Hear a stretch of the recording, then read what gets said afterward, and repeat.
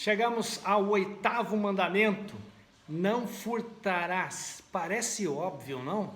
Falar a respeito de não roubar, de não subtrair aquilo que é dos outros, né? Mas como esse assunto é pertinente nos dias de hoje, especialmente quando nós vemos os noticiários, né? Sejam essas atrocidades cometidas por pessoas que roubam celulares, pequenas coisas, até tirando vida de outras pessoas, seja pelas grandes corporações, seja por partidos políticos e até mesmo por líderes, governantes do nosso país que são desonestos, e os noticiários estão repletos desse tipo de coisa. Não furtarás. Como lidar com esse fraudador interior? Qual é a origem dessa coisa? Qual é a origem dessa atitude? Por que essa ação é praticada? Esse mandamento, irmãos, ele continua a destacar nossos relacionamentos e deveres com os nossos semelhantes. Portanto, o quinto mandamento protege a autoridade adequada. Lembra dele? Da gente respeitar, honrar pai e mãe. Lembra do sexto mandamento, que protege a vida do nosso próximo? Não matarás. Lembra do sétimo mandamento, que protege a santidade do casamento, não é? Enquanto o oitavo protege a propriedade do nosso vizinho. O oitavo mandamento, irmãos, ele é baseado no caráter de Deus. O autor desse livro que nós estamos trabalhando defende muito isso, que esses pecados eles têm algumas origens, mas a ordem de Deus também é baseada em alguns pressupostos. Qual é esse primeiro pressuposto? De que Deus é honesto. Lá em Números capítulo 23, verso 19, diz assim: Deus não é homem para que minta, nem filho do homem para que se arrependa. Porventura diria ele e não faria, ou falaria e não confirmaria. Ou seja, Deus é confiável. Números capítulo 23, verso 19. Deus é completamente confiável para que eu entregue a minha vida nas suas mãos. Porque Ele, irmãos, é aquele que me dá segurança. Deus é honesto, Deus é confiável. Para você ter uma ideia, lá no segundo livro de Samuel, capítulo 7, verso 28, diz assim: Agora, pois, Senhor Deus, Tu és o mesmo Deus, e as Tuas palavras são verdade, e tens falado a Teu servo este bem. Ou seja, Deus tem palavras de verdade. Em outro lugar diz que a lei do Senhor é perfeita e refrigera a alma. O testemunho do Senhor, aquilo que Deus fala, aquilo que Deus testemunha é fiel e dá sabedoria aos simples. Deus é honesto, confiável. O nosso Deus é assim. A outra coisa que nós precisamos fazer é a pergunta: o que o roubo é na verdade? Roubar é tomar o que não é legitimamente nosso, aquilo que não é garantido por direito como sendo nosso. E para tomar de forma desonesta, sem permissão, aquilo que pertence ao outro. O roubo é, portanto, um resultado de uma compreensão defeituosa das posses. É quando as posses nos dominam ao ponto de desejar e praticar o roubo. Ora, Jesus já disse, irmãos, lá em Lucas capítulo 16, nenhum servo pode servir a dois senhores. Porque ou há de odiar a um, amar o outro, ou há de se achegar a um e desprezar o outro. Aí Jesus fala, não pode servir a Deus e a Mamon. Ora, se Deus é confiável, Deus também, irmãos, tem o poder, Deus também tem condição de suprir cada uma das nossas necessidades. E Ele, irmãos, é o nosso Deus, é a Ele a quem nós nos reverenciamos e pedimos. O roubo também é um insulto à generosidade divina. É dizer que Deus, é dizer para Deus que o que Ele me deu não é suficiente e não é bom. E eu preciso o que é do outro. Talvez o grande exemplo dessa situação seja a passagem, vamos lembrar? Quando Natã, o profeta, foi advertir, foi exortar o rei Davi a respeito do pecado cometido, quando ele tomou a mulher de um homem, né, de forma mentirosa, Davi foi severamente advertido. Então diz lá a palavra, Natã dizendo o seguinte para Davi: olha, Davi, você é esse homem que foi assim como um homem que é capaz de tomar uma única ovelha, né, de alguém, mesmo tendo várias ovelhas, é capaz de tomar a ovelha de um único pastor, a única ovelha de um pastor, e fazer dela um churrasco e servir para os seus amigos. Aí Natan diz assim: Deus está te falando, Davi, eu te ungi rei sobre Israel, eu te livrei nas mãos de Saul, te dei a casa do teu senhor, te dei mulheres, te dei isso, te dei aquilo, e de repente você faz um negócio desse. Ou seja, Davi não foi generoso para com aquilo que Deus havia dado, e Davi subtraiu, roubou. Outra coisa, o roubo é assumir o direito de propriedade. O roubo é impossível sem esse direito de propriedade, ou seja, quando eu não reconheço que o outro tem direito a ter o que tem, não é? E portanto, se eu não tenho o mesmo direito, eu preciso usar a força, a artimanha para que isso aconteça. Ou seja, é quando o desígnio lá do coração está com problema, né?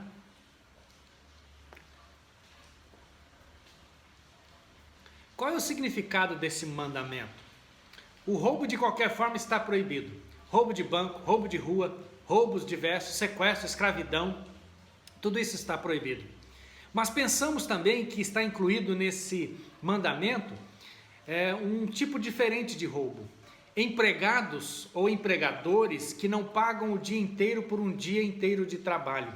Lá em Deuteronômio capítulo 24, verso 15, diz assim: não oprimirás o diarista, pobre e necessitado de teus irmãos ou de teus estrangeiros que está na tua casa e nas tuas portas.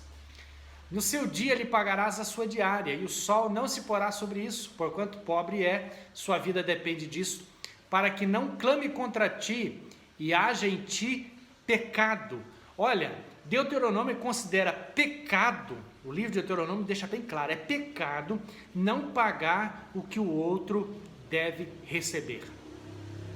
Olha, irmãos, isso é muito interessante. Vós, senhores, fazei o que for de justiça e equidade a vossos servos, sabendo que também tendes um Senhor nos céus. Colossenses capítulo 4, versículo de número 1. Veja que na nova aliança continua valendo, irmãos, este mandamento de que a gente não pode subtrair o que é dos outros. Empregados também que não realizam o combinado, que não trabalham o seu dia inteiro.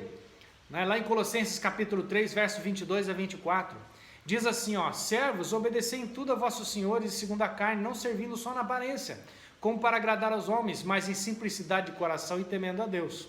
E tudo quando fizerdes, fazei de coração como ao Senhor e não aos homens, sabendo que recebereis do Senhor o galardão da herança, porque a Cristo o Senhor servis.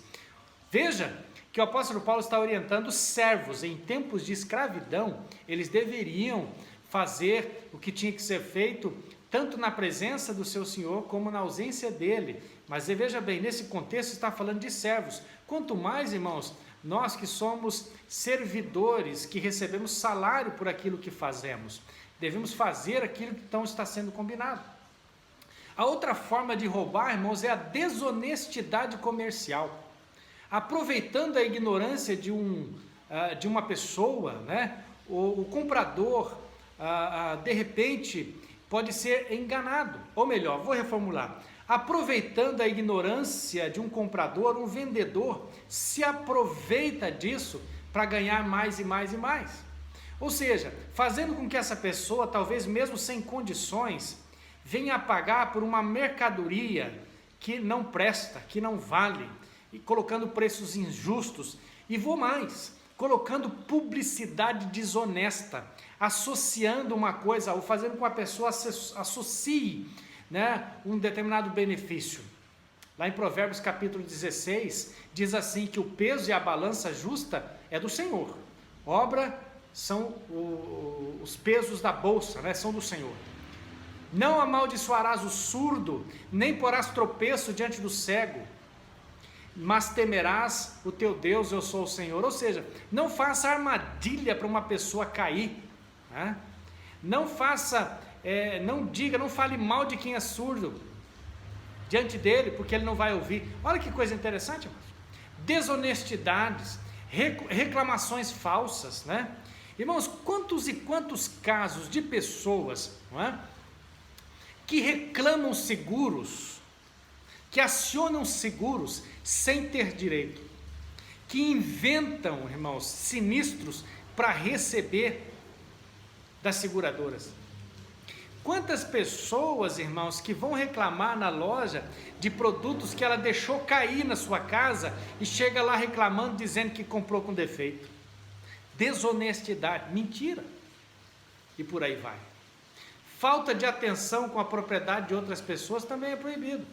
Quer ver uma coisa interessante? Emprestar e não retornar. Especialmente quando há intenção, quando não há intenção de retornar, né? Quantos aposentados estão atolados em dívidas por causa de seus familiares? Eu sei que esse assunto é bastante complicado e respeito você que pensa diferente. Mas tem muito filho aí, irmãos, pegando financiamento com base na aposentadoria dos seus pais e depois não paga. E aí o seu pai precisa de um remédio, ele não dá.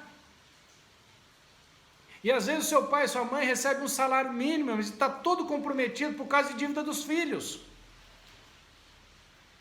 Para com isso. Ah, mas eu sei, você pode dizer, mas o pai e a mãe concordaram. A minha pergunta é justo? Você faria isso com o seu pai? Se o teu pai recebe um salário mínimo, vai lá, tira o dinheiro no nome dele e depois não paga? Pensa nisso, meu irmão. A Bíblia diz, irmãos, que dívida a gente precisa pagar. Lá em Romanos capítulo 13, o apóstolo Paulo diz o seguinte: a ninguém devais coisa alguma, a não ser o amor, com que vos ameis uns aos outros, porque quem ama os outros cumpriu a lei. Se a gente deve, paga, tem que ser assim. Deus também proíbe, irmãos, o ganho financeiro de forma ilícita, não é? A Bíblia diz que a gente tem que ganhar o nosso dinheiro com o suor do nosso trabalho, do suor do nosso trabalho tiraremos o nosso sustento, né? Ou seja, se a gente recebe alguma coisa como presente, tudo bem, mas não subtrair ou enriquecer com base na desonestidade. Por isso que o apóstolo Paulo fala lá em Efésios capítulo 4, verso 28, se eu não me engano: aquele que furtava, não furte mais, trabalhe, fazendo com as mãos o que é bom, para que tenha com que repartir com o que tiver necessidade. Efésios capítulo 4. Repartir com quem tem necessidade. Ou seja, honestidade, não roube mais. Trabalhe, o cristão trabalha, né? É por isso que o apóstolo Paulo chega ao ponto de dizer: quem não trabalha, que também não coma. É claro que dentro do seu contexto, que o apóstolo Paulo está chamando a atenção aqui, é para a gente não ser ocioso, ou seja, não viver às custas das pessoas, né? A não ser quando a gente, é claro, a gente tem alguma doença, alguma situação atípica, né? Mas aquela pessoa aproveitadora, né? Aquela pessoa que sempre quer receber e nunca quer colaborar com nada, né? A gente precisa tomar cuidado com isso para a gente não se tornar assim. Então, aqui, irmãos, o mandamento está deixando bem claro para a gente: olha, Deus supre as nossas necessidades, nos dando as condições para o trabalho, para negociar de forma honesta e para sermos íntegros, né? Esse é o estado, essa é a maneira com a qual Deus quer nos encontrar no dia de Cristo. Qual seria a conclusão de tudo isso, irmãos? Você já imaginou se no nosso país a gente chegasse um dia de não se espantar mais quando alguém encontrar uma carteira cheia de dinheiro no aeroporto e devolver para o dono, fazer o esforço para encontrar o dono e devolver, e que isso não precise aparecer mais no jornal? Sabe por quê, irmãos, que uma situação dessa vira notícia nacional? É porque é incomum. É porque talvez a maioria das vezes as pessoas que se encontram nessa situação pegariam o dinheiro, quem sabe jogariam a carteira num quintal, num terreno baldio. O problema, irmãos, talvez também do nosso país, a gente fala tanto dos governantes, mas talvez, irmãos, nós precisemos analisar como está a nossa vida no cotidiano, né? Pensa nisso. Não furtarás, com base na honestidade divina, na confiabilidade de Deus. Até domingo que vem, com o nosso 9º mandamento, né? Não dizer falso testemunho. Até lá, Deus te abençoe e tenha um bom domingo. Vamos orar, meus irmãos. Pai Celestial, Deus de bondade e misericórdia, quero te agradecer pela tua palavra que nos guia e que nos leva, Senhor, a pensar sobre as nossas atitudes, sobre as nossas ações e suplicar que o Senhor esteja nos dando, ó Pai, cada dia mais a coragem de sermos honestos, verdadeiros, ó Deus, em nada prejudicar ninguém e, ó Deus, e ganhar o nosso pão com o suor do nosso trabalho.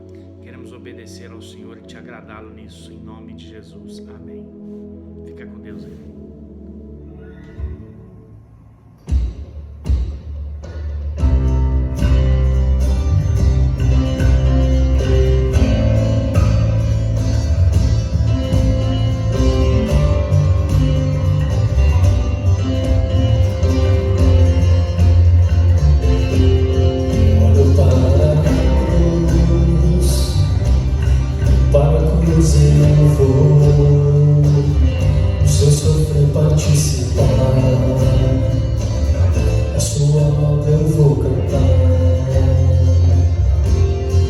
Salvador, na cruz mostrou